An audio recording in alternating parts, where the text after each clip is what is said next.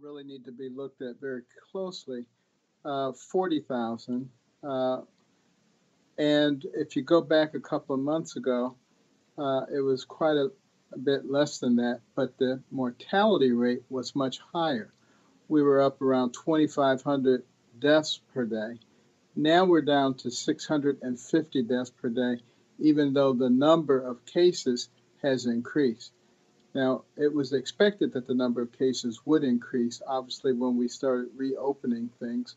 But I think a lot of people kind of went overboard and, have not been socially distancing, haven't been wearing their mask, and have been congregating closely together, particularly a lot of the young people.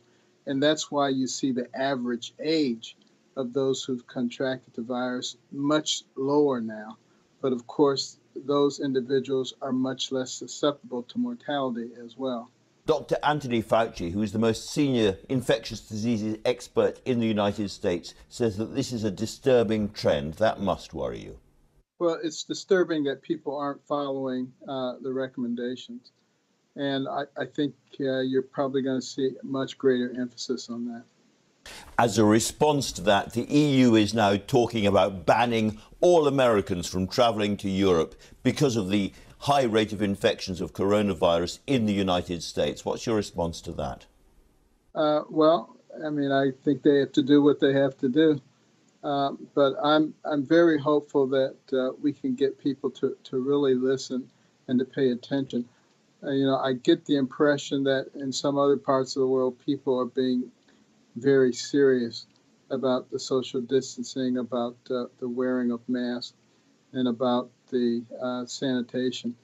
And we just have to become that serious again. We did it once, and then I think people were cooped up for such a long time. They just said, oh, it's over. Life is good. But of course it's not. You really do have to exercise some discipline. Overall, the United States has the highest number of deaths from COVID-19 in the world, and yet President Trump says he's done a great job. Do you think he's done a great job? Well, there's always room for improvement, and that's what we're always going to be looking at, analyzing the data, looking at best cases, and adjusting accordingly. Well, it seems the American people aren't very impressed because President Trump's ratings are now going down quite sharply. And then, of course, there was the very embarrassing Oklahoma rally. Do you think COVID-19 marks a turning point in this president's fortunes? I suspect that probably anybody who was president right now wouldn't be looking too great, quite frankly, because of circumstances that they can't necessarily control. But the election is quite a distance away. And if you've been following American politics, things turn on a dime.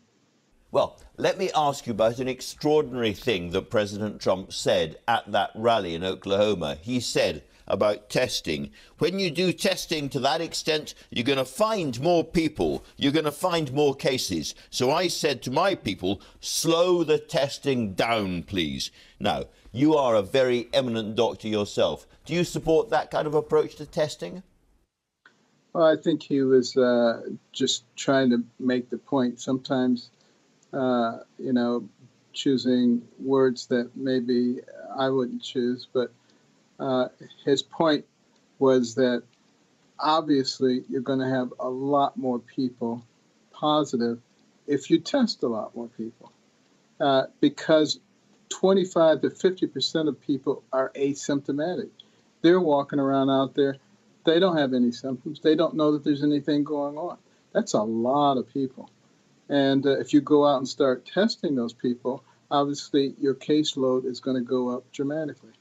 And yet, surely, what everybody needs is the maximum amount of reliable information. And if you don't test, you don't get it. It would be very nice, obviously, to test 100% of people. But do recognize that when you test someone, with the rapid test, you may prove that they're negative that day. That doesn't mean they're going to be negative the next day. Well, let's turn, if we may, to the Black Lives Matter protests that have been rocking America in the last few weeks. When you were running as a presidential candidate yourself, you said of Black Lives Matter that you thought it was focused on the wrong targets and that it was ignoring black families torn apart by self-inflicted wounds. Is that still your view?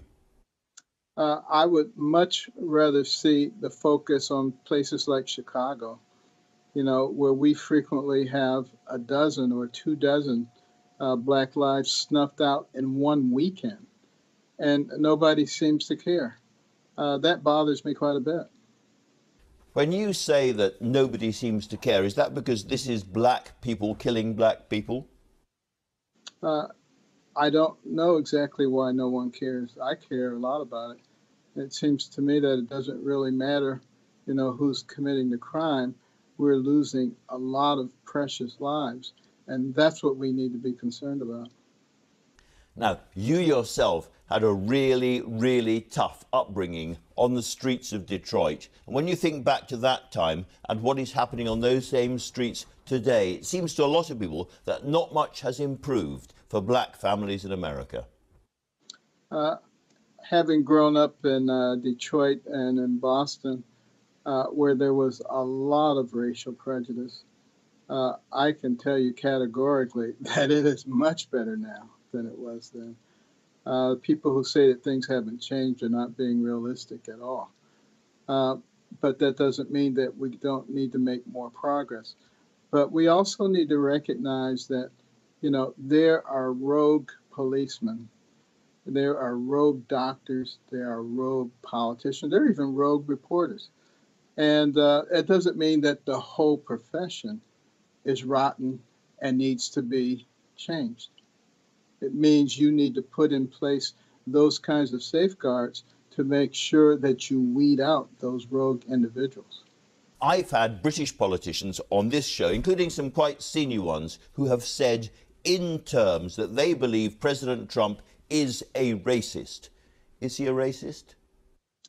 I would say President Trump, when he was in New York, received a special award from Jesse Jackson because he opened up so many employment opportunities for people in the black community.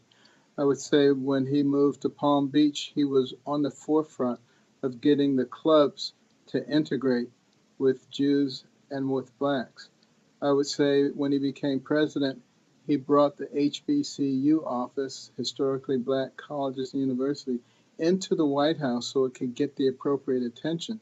And the amount of funding has gone up dramatically, and it's long-term funding now. Criminal justice reform.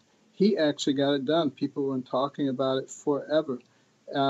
Opportunity zones, encouraging people to take unrealized capital gains and inject those into the traditionally neglected areas, economically neglected areas. If those are the acts of a racist, then I don't know what a racist is.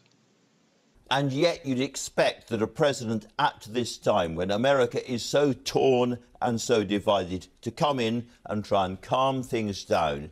Instead, President Trump has been sharing videos of black men committing violence. Why would you do that at a time of heightened racial tension? People have different ways of expressing things.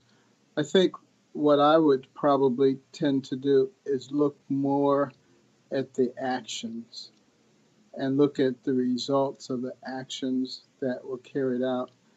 There are a lot of people who talk, and I would always rather look at what their actions are than what their words are. As the only black member of President Trump's cabinet, are you happy with the way that he has dealt with this crisis on the streets of America? Well, it's an area of ongoing discussion and ongoing activity in an effort to resolve and come to a better place. I noticed that you didn't say yes in response to my question. I wonder if you are entirely happy with the president's response. Well, I think we're all making progress. I don't know that I would be completely happy with the way anybody is handling any aspect of it. But, working together, we'll get there. Can I ask you about a really big issue in Britain at the moment, which is the future of a UK-US trade deal? Does it have to be all-encompassing? In other words, does it have to cover every single sector all at once? I don't see any reason that it does. There are areas in which, President Trump and Prime Minister Johnson have a lot of agreement. And then there's, some areas where there needs to be further discussion. I don't see why you can't work on the areas where you have the agreement, get that done with an eye towards solving the other problems subsequently. In specific terms, American farmers are very keen that British consumers accept their products like hormone-treated beef and chlorine-washed chicken. If they refuse, does the entire trade deal collapse? Well, if I were in charge of the trade deal, it wouldn't. I can't, but I'm not in charge of it, so I don't know. I suspect not. I suspect there would be further negotiations and some give and take to make sure that things work out. Secretary Carson, thanks very much indeed for talking to us. Thank you. It's been a pleasure. We will make America great again.